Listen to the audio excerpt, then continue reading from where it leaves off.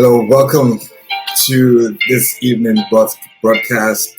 Today, every Friday, we come on to share a few tips to help us build effective relationships. Basically, before you say "I do." So, if you're just joining this podcast, would you let me know that you are on and you can hear me clearly? We are on Facebook, YouTube, and on Instagram. You just join and can you just indicate, drop me a comment, and then let me know where you're watching from. All right, so why is this important? Why is this topic today important? My name is Datsun Obo, and I'd like to talk to you about how to resist family and peer pressure to get married. Why is this important? It is important because today we find that there's a lot of people who have gotten into marriages because they were really pressured into those relationships, like friends saying to them, just marry, nobody's perfect, just go ahead and get married to that person. And in some cases, people leave with a lot of regrets. All right, again, I say this, someone said this and it stuck with me, that the best time to correct a mistake is before it is made. The best time to correct a mistake is before that mistake is made. And so this is why what we're sharing today is so important. I'm going to ask that you invite someone, bring someone on this podcast today, because I believe this will help someone. Before you say "I do," you better make sure that you are making the right decision. I've seen destinies derail. I've seen lives just go down financially in every ramification of life. People have gone down because they made the wrong choice of a life partner, someone that they got married to. All right, so we want to talk about how to resist family and peer pressure to get married. Now, again, I would really encourage you to participate, share your thoughts with me, ask questions if you have questions. Let's make this as interactive as possible. All right, so how do we resist family and peer pressure? Let us start by just looking at the different forms or different kinds of pressure that people would generally experience or single people experience. It is important to note that single ladies actually have more pressure on them, basically because of you know, the age factor. People want to encourage them to quickly get married so that they can have kids and that sort of thing. All right, so there is different kinds of pressure that a single person would encounter. All right, different kinds of pressure that a single person would encounter. Number one is direct pressure. Direct pressure from people who bombard you all the time with questions. You have a good job, you have everything going for you. Why are you not married yet? Why are you not married? And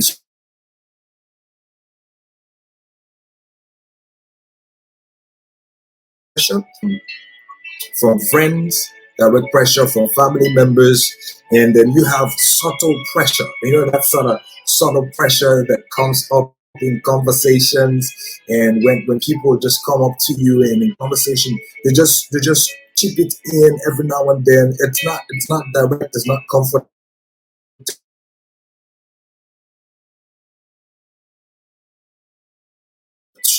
to sort out that particular area of your life. All right, so the next kind of pressure that we will talk about today is self-imposed pressure. Self-imposed pressure. This is the pressure that you put on yourself. When you look at everybody around you, when you look at all your friends are getting married, all your siblings are getting married, your nieces are getting married, and then that sort of pressure. If you allow yourself to be under that kind of pressure, you can put yourself under a lot of pressure. That is self-imposed pressure, where you start thinking about the fact that maybe there's something wrong with you. Why is it like no relationship actually is working at the moment? And you begin to think all those thoughts. So we will talk about some of these things.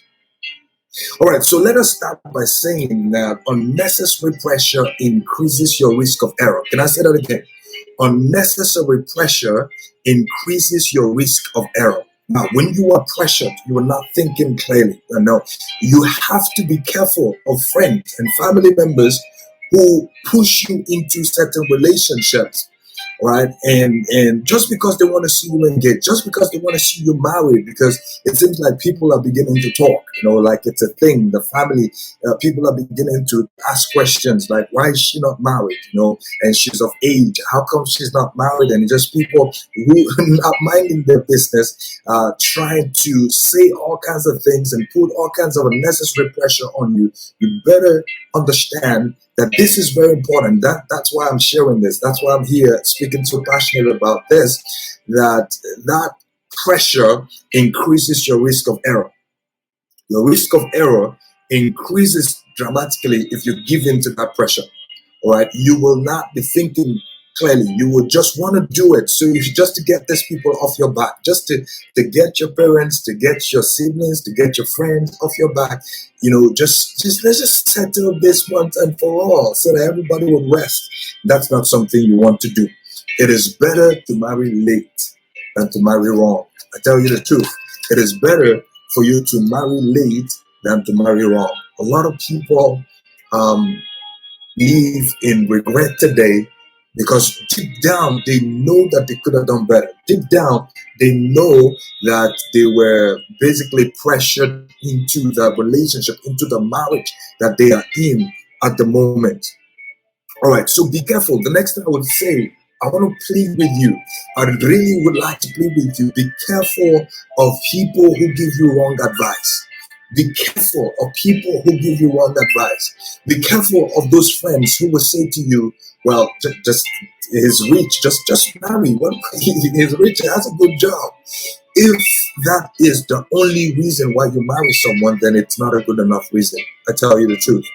You have to surround yourself with friends who will give you sound advice, good advice that is beyond now. I've seen people who had everything in the world. I've seen them go down. I've seen people who didn't have so much, also began to develop and grow financially and in every ramification of their lives. I've also seen people who had nothing yesterday and still have nothing today. So there's really no hard and fast rule to these things. All you need to do is to ensure that you're making the best decision for you, all right? So do not allow yourself to be pressured. Do not allow people to advise you wrongly, to get into a wrong relationship, a relationship that's not good for you. All right. So direct or subtle pressure can be a major source of stress in your life. A major source of stress, I tell you, when you begin to think about it, like it consumes your thoughts. When people begin to speak all kinds of things. All right. So if you're just joining us, we are talking about how to resist family and peer pressure. So if you have questions, if you have contributions, please put them in the comments. And I like for us to participate on this podcast today. I'd like to hear your thoughts, and I'd like you to share those thoughts with me as well. So let us begin to look at how to resist these kinds of pressure. We talked about direct pressure. We talked about subtle pressure. We talked about self-imposed pressure, all right? So let's begin to look at how to resist these kinds of pressure. Let's look at how to resist these kinds of pressure. Number one, understand clearly that you may not be able to stop this pressure. You may not be able to stop people from, bringing in the pressure or from introducing this sort of pressure into your space, your environment, your mind, or whatever you want to call it. You cannot necessarily stop them from doing it, but you can obviously train yourself to be able to handle this pressure, and you refuse to allow people necessarily put you under that kind of pressure. If you can hear me clearly, if you are a part of this, please let me know. Indicate, ask your questions, and generally share your thoughts with me. So number two, don't get mad at family members or at friends. Don't be mad. Don't be angry when people say these things to you. Don't get defensive. For the most part,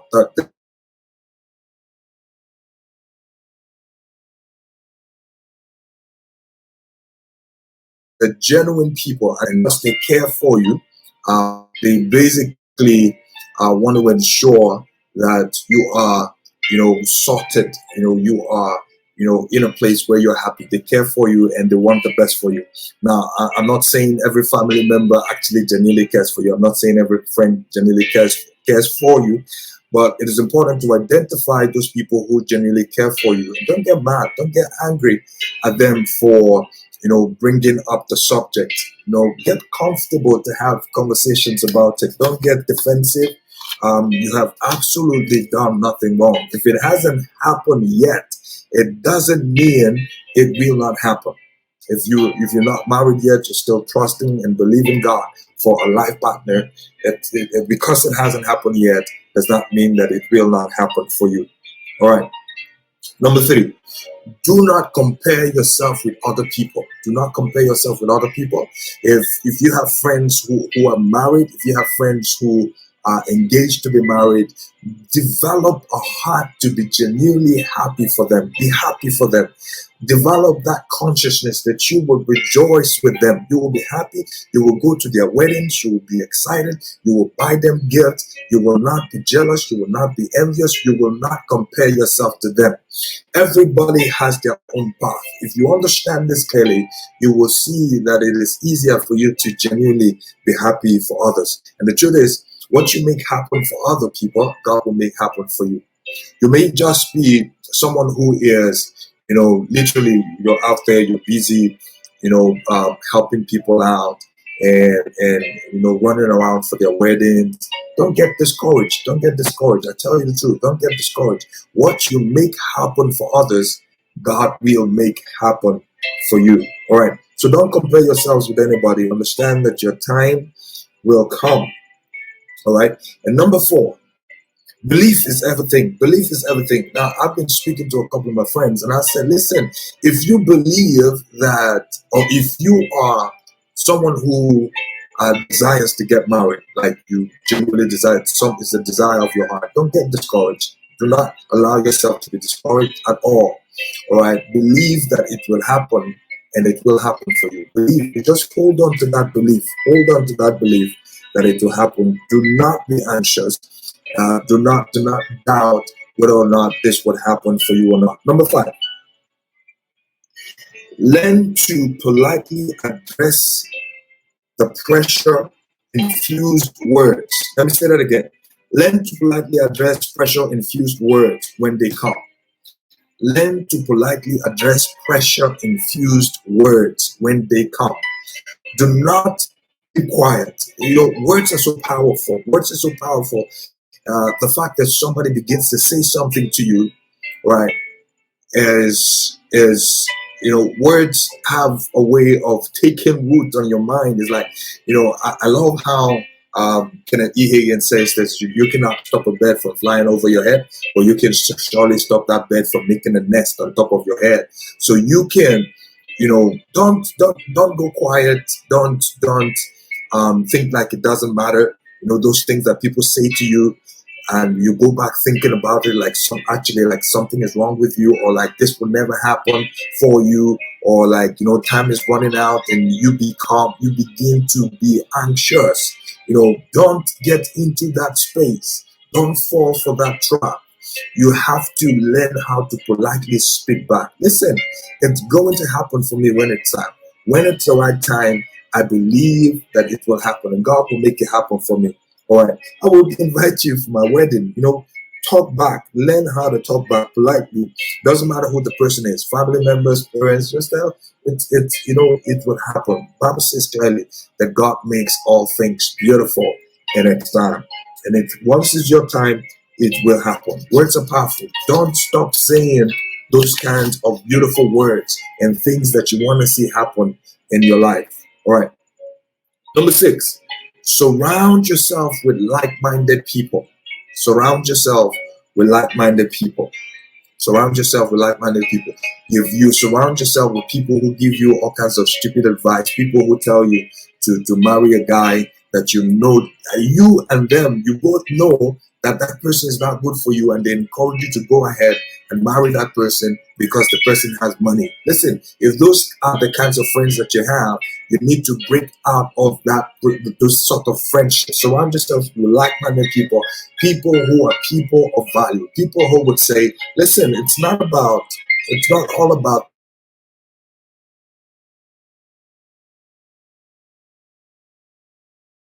but it's also about person treats you.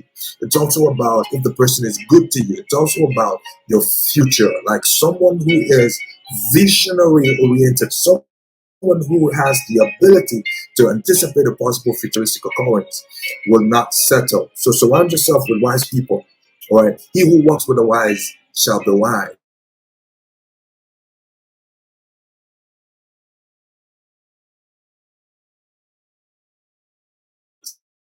But never forget that it is your life. Never forget that it's your life. Whatever decision you make, it's your life.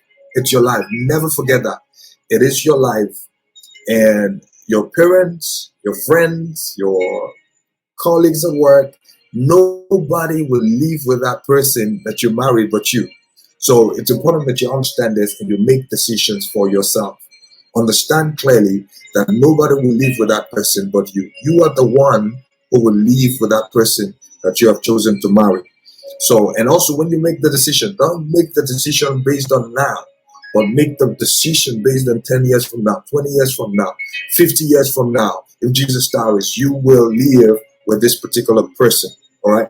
And finally, for today, this is very important. And I want to close with this. Have faith in God. Have faith in God. Have faith in God. Have faith in God.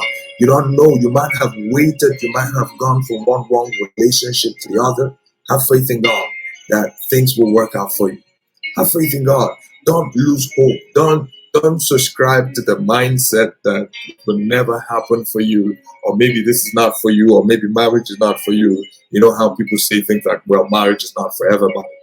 Now, that is a wrong mindset to have. If it is something that you desire, the Bible says that God will grant you the desires of your heart. And I pray for you in the name of Jesus that God will cause your paths to cross with that right person, that person who is suitable for you, not just a person who is a good person, but a good person who is suitable for you, a good person who is tailor-made for you. In the name of Jesus, I pray for you that your faith will be strengthened, that you will not give up in the mighty name of Jesus. And when the time is right, God will beautify it. God will give you the right partner. God will give you the right marriage, and you will raise godly kids, and you will do exceptionally well for yourself. You will not make a mistake. You will not make a mistake in the name of Jesus Christ of Nazareth. This is my prayer for you, that as you begin to think about choosing a life partner, that you will choose someone who is suitable for you, someone who is, the word suitable is the word tailor-made, someone who is fashioned for you, specifically for you. All right, that is the kind of person that you want in your life. And I know, and this is my prayer for you, that God will grant you the desires of your heart. Do not give up. Don't subscribe to that mindset that maybe marriage is not for you. Do not subscribe to that mindset that marriage is not for you. Do not subscribe to that mindset. Let me say it again. Do not subscribe to that mindset or ideology that you have tried so many times to try to be in relationships with different people and it has not worked yet. That is not your portion. That I said, remember what I said, that belief is everything. What you believe becomes your reality. What you believe over time becomes your reality. When you begin to think those words, you begin to think that it will never happen for you. But I want you to know that it will happen for you if you don't give up. Do not allow yourself to be pressured. In the name of Jesus, I pray for you. Do not allow yourself to be pressured. Do not allow yourself to be talked into a wrong relationship just because you want to get married. All right. Many people have rushed in and they leave with the regret today. Some of them rushed in, and when they discovered that what they saw from outside was not what they are encountering in that relationship. Some are physically abused, some are emotionally abused, some are psychologically abused. And the truth of the matter is, some have even left those marriage relationships. And we see it like today. Some people think that marriage is so difficult or it's so complicated. But one thing I always say is that it is people who make relationships complicated, because marriage, the way God designed it, is supposed to be something that would add a level of beauty and advance your life personally and help you. God bless you. Thank you so much for joining this podcast today. Share this, tag someone who needs to hear this, and I look forward to having you join us again next week, Friday, as we continue to talk about relationships. Before you say I do, and we're just basically providing as much information to help people make the right decision. God bless. Have a beautiful, beautiful weekend. Bye bye.